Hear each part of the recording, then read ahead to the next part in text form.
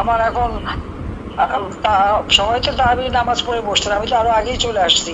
তা আমাকে এখন নামাজও পড়তে হবে, আবার সেহরি ভোরাত্রে উঠে সেহরি করতে হবে, রোজা রাখতে হবে। আমি কিন্তু সারাদিন রোজা ছিলাম। এই রোজা মুখে সবাইকে আমি ধন্যবাদ চাই। আমি আবার আসবো, তবে আমি এভাবে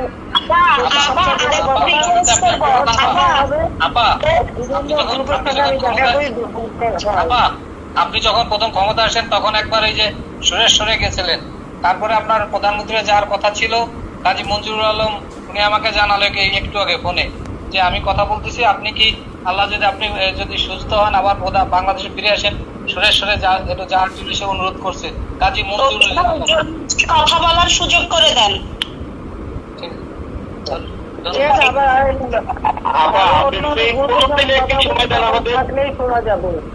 মাসে 2 দিন সময় দেন, সময় দেব। আজকে তো কত 1489 জন লাইনে আছে অনলাইন, 7084 জন নর্মাল। হ্যাঁ 1490 হ্যাঁ আমি দেখতেছি তো 1490। আপনার কাছে একটা রিকোয়েস্ট, আমাদের চট্টগ্রাম আপনি চিনেন যে সুরে থাকবেন কিনা আপা?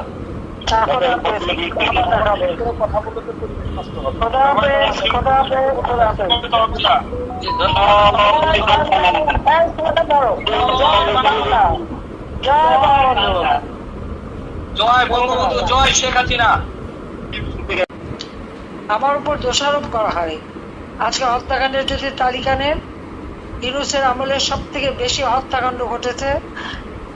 তার সময় মাদ্রাসা শিক্ষক, প্রাইমারি স্কুল শিক্ষক, ছাত্র, শ্রমিক, গার্মেন্টস শ্রমিক, যেদিন যারা আন্দোলন করেছে সেই দিনই তাদেরকে তুলে দেওয়ার জন্য সাউন্ড গ্রেনেড, টিয়ার গ্যাস বা গরম পানি মারা, এমনকি ছোট্ট শিশু তার উপর পানি মারা, সেখানে গ্যাস মারা, নানাভাবে নির্যাতন করে তাদেরকে আন্দোলনে করতে দেয় নাই, বাধা দিয়ে, এবং তার গুলি চালানোতে শ্রমিক হত্যা হয়েছে, ছাত্র হত্যা হয়েছে, প্রতিদিনই লাশ পড়ে যাচ্ছে। আর তাছাড়া ইউনূসের যে সন্ত্রাস বাহিনী, এই সন্ত্রাস বাহিনী তো প্রতিনিয়ত মানুষকে হত্যা করে যাচ্ছে। মানে মনে হলো কোনো নাই, যে কোনো সময় যে কেউ ঘরে ঢুকবে, লুটপাট করবে এবং বাধা দিলে তাদেরকে হত্যা করে আসবে। ছেলেকে পায়নি বলে মাকে হত্যা করা, বাবাকে হত্যা করা, মাকে গাছের সাথে বেঁধে রাখা, এটা কোন ধরনের কথা? এইভাবে আর আওয়ামী লীগের নেতা কর্মী হাজার হাজার নেতা কর্মীকে গ্রেপ্তার করেছে।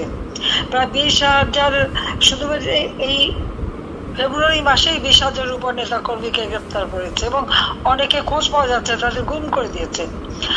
প্রায় 3,000-এর উপরে পুলিশকে হত্যা করেছে। আনসার 40 জনের তো খবরই নাই। বিডিআর হত্যাকাণ্ডে যারা সামরিক বাহিনীর অফিসারদেরকে যারা হত্যা করেছিল, সেই মামলাও প্রত্যাহার করা এবং তাদেরকে ছাড়ার চেষ্টা। যত জঙ্গি সন্ত্রাসী তাদের মুক্তি দিয়ে সারা দেশে এখন প্রতিদিন দিনে চুরি, ডাকাতি আর ধর্ষণের তো মহা উৎসব। বাসে, রাস্তায়, এমনকি ফুটপাতে, এমনকি একটা ফকির মিসকিনও রেহাই পায় না, ধর্ষণ করে যাচ্ছিল। যখন এই নিউজগুলি আসলো, এখন কোনো সংবাদ পরিবেশন করা যাবে না। আমার সময় নাকি বাক স্বাধীনতা না, বাংলাদেশে একটা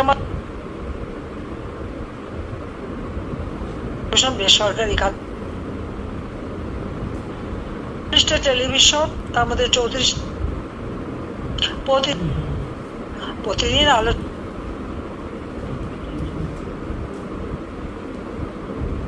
কয়জন সাংবাদিক গ্রেপ্তার হয়েছে, কয়জন সাংবাদিক অ্যাক্রেডিটেড হয়েছে, একজনও দেখাতে পারবে না। কিন্তু এখন 1000-এর মতো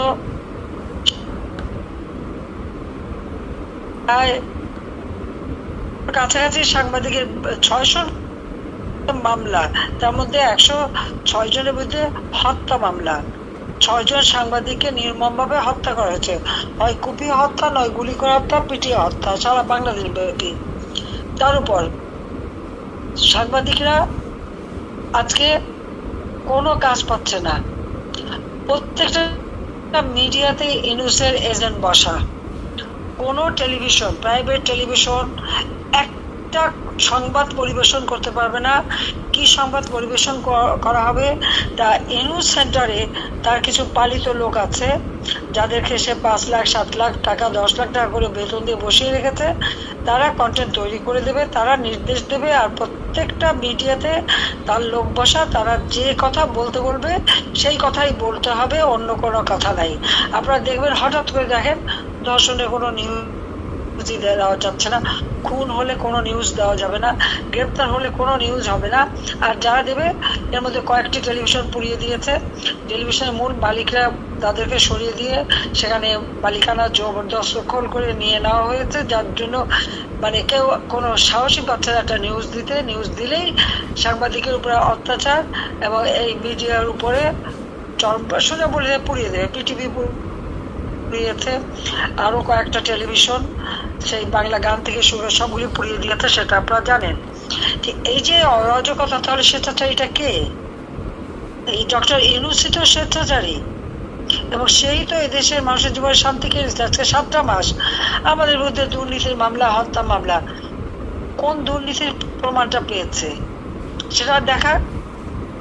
অথচ ইউনূসের বিরুদ্ধে তো 5টা দুর্নীতির মামলা, সে তো সেই মামলা সরিয়ে দিয়েছে। তার যদি সাহস থাকে তো ওই মামলা কেন সে কন্টেস্ট করে নাই, কেন তদন্ত করতে দেয় নাই? করতে দিলেই তো তার আসল চেহারা বেরিয়ে যাবে, তার ওই গুটি গুটি চেহারা আর থাকবে না, সেটা তারা জানে। আজকে পরিকল্পিতভাবে সে মানে কি কোটা বিরোধী আন্দোলন। এখন কেন কোটা দেওয়া হচ্ছে? কারা মারা গেছে তাদের কোটা দেওয়া হবে। যে আওয়ামী লীগের যে প্রায় 3-4 হাজার নেতা কর্মী এবং তাদের পরিবারকে যে হত্যা করা হয়েছে, ওই তার তো বিচারও চাইতে পারে না। এরা কি মানুষ না? বাংলাদেশের জন্য কি তাদের কোনো অবদান নাই? আজকে মামলাটা পর্যন্ত করা যাবে না, মামলা নেয় না। মামলা করতে গেলে উল্টো মায়ের খেতে হয়। এরকম স্বেচ্ছাচারিতা বাংলাদেশে সেই 1971 সালে হানাদার পাকিস্তানি বাহিনী ছিল তখন চলেছে, আর এখন চলছে। আজকে আমি আপনাদের অনেকের কথা শুনলাম যে কিভাবে নির্যাতনের শিকার আপনারা হয়েছেন। কারণ এই বৈষম্যহীন নাকি আলোচনা, অথচ চরম বৈষম্য। নতুন একটা দল করেছে, ক্ষমতায় বসে দল করা। ডিসিদের কাছে চিঠি গিয়েছে, তাদের লোকদেরকে মিটিংয়ে নিয়ে আসার জন্য বাস দিতে হবে, গাড়ি দিতে হবে, এবং তাদেরকে মিটিংয়ে পাঠাতে হবে। এবং যাদেরকে দিয়ে এই ক্ষমতা দখলের জন্য হত্যাকাণ্ড ঘটিয়েছে, লুটপাট, চরম দুর্নীতি, এক একজনে তো মোটা টাকার মালিক হয়ে গেছে, যার কিছুই ছিল না। কেউ 3খানা গাড়ির মালিক, বাড়ির মালিক, দেশে বিদেশে